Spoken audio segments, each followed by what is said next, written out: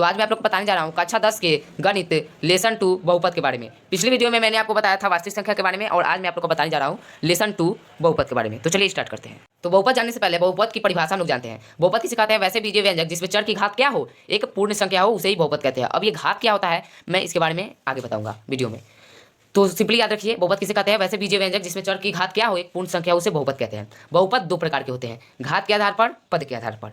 बहुपद कितने प्रकार के होते हैं? दो प्रकार के, घात के आधार पर, पद के आधार पर। तो सबसे पहले हम लोग जानते हैं पद के आधार पर। पद के आधार पर बहुपद तीन प्रकार के होते हैं।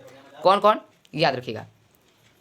एक पद बहुपद, बहुत सिंपल इसका परिभाषा है। एक पद बहुपद किसे कहते हैं? जिसमें एक पद हो उसे ही एक पद बहुपद कहते हैं। जैसे x 3x²। इस स्क्वायर से आप लोग मत घबराइएगा, ये जो है ये सिर्फ एक ही है, स्क्वायर हो चाहे क्यूब हो चाहे कुछ भी हो, चाहे 5 हो, यहाँ पर इसका पावर जितना भी हो। लेकिन जब भी अगर यहाँ पर प्लस लगा दिया जाए और यहाँ पर 1 लिख दिया जाए, 3x² + 1 लिख दिया जाए, जैसे कि यहाँ पर +4 लिखा है, तो ये क्या है? ये द्विपद बहुपद है। तो एक पद बहुपद किसे कहते हैं? जिसमें एक पद हो, जैसे x 3x², यहाँ पर अगर प्लस लिख दिया जाए तो यह द्विपद हो जाएगा। तो चलिए अभी द्विपद देखते हैं जिसमें दो पद हो। एक पद किसे कहते हैं? जिसमें एक पद हो। और द्विपद किसे कहते हैं? जिसमें दो पद हो। जैसे x + 1, देखिए यहाँ पर प्लस लगा दिया गया तो इसमें 2 हो गया। 3x² + 4, ये एग्जाम्पल है द्विपद का। त्रिपद किसे कहते हैं? जिसमें तीन पद हो। एक पद किसे कहते हैं? जिसमें एक पद हो। द्विपद किसे कहते हैं? जिसमें दो पद हो। त्रिपद किसे कहते हैं? जिसमें तीन पद हो। इसमें तीन लिखे गए हैं, 3x² + 4x² + 6, कोमा दे दिया जाता है ताकि ये अलग अलग हो जाए। तो यही है त्रिपद। त्रिपद में देखिए अलग अलग है, 3x³ है तो ये एक ही में, क्योंकि कोमा से ये दोनों अलग हो जा रहे हैं। ये दो एग्जाम्पल है, यहाँ पर 1 2 3, यहाँ पर देखिए 1 2 प्लस बीच में आ जाएगा तो समझिएगा कि बढ़ जा रहा है। तो ये था पद के आधार पर। अब देखते हैं हम लोग घात के आधार पर कितने प्रकार के होते हैं। घात के आधार पर भी ये तीन ही प्रकार के होते हैं। कौन कौन? पहला होता है आपका रैखिक बहुपद, जिसका अधिकतम घात कितना हो? 1 हो। घात का मतलब होता है, तो चलिए, जिसका अधिकतम घात हो उसको क्या कहते हैं? रैखिक बहुपद। घात का मतलब होता है पावर। जैसे कि यहाँ पर आप लोग देख सकते हैं 3x का पावर कितना है? 3 है। और यहाँ पर 3x का पावर कितना है? यहाँ पर 1 है, ठीक है ना। यहाँ पर 1 छिपा रहता है, यहाँ पर लिखने की कोई भी जरूरत नहीं है। 3x यहाँ पर पावर कितना है? 1 है।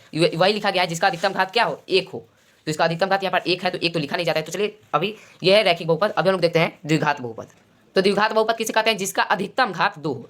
रैखिक बहुपद किसे कहते हैं? जिसका अधिकतम घात 1 हो। और द्विघात बहुपद किसे कहते हैं? जिसका अधिकतम घात 2 हो, उसे ही द्विघात बहुपद कहते हैं। देखिए वहाँ पर उसका रैखिक बहुपद का पावर कितना था? 1 था, लेकिन यहाँ पर द्विघात बहुपद का पावर कितना है? 2 है। देखिए हर जगह आपको 2 ही दिखाई देगा। यहाँ पर 2 है, यहाँ पर 1 है, ये 1 है, ठीक है ना।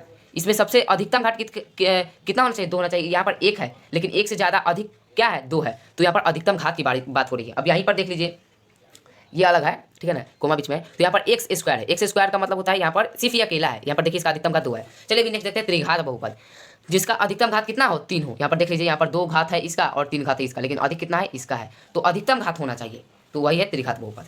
चलिए अभी देखते हैं, अभी इन सभी का व्यापक रूप देखते हैं। तो रैखिक बहुपद का जो व्यापक रूप होता है वो होता है, उसका सूत्र होता है ax + b। रैखिक बहुपद का व्यापक रूप कितना होता है? ax + b। द्विघात बहुपद का व्यापक रूप कितना होता है? ax² + bx + c। त्रिघात बहुपद का व्यापक रूप होता है ax³ + bx² + cx + d। तो आशा करता हूँ कि आपको ये वीडियो समझ में आई होगी। अगर समझ में आई होगी तो हमारे वीडियो को लाइक, शेयर और सब्सक्राइब जरूर करिएगा और अपने दोस्तों में शेयर जरूर करिएगा। धन्यवाद।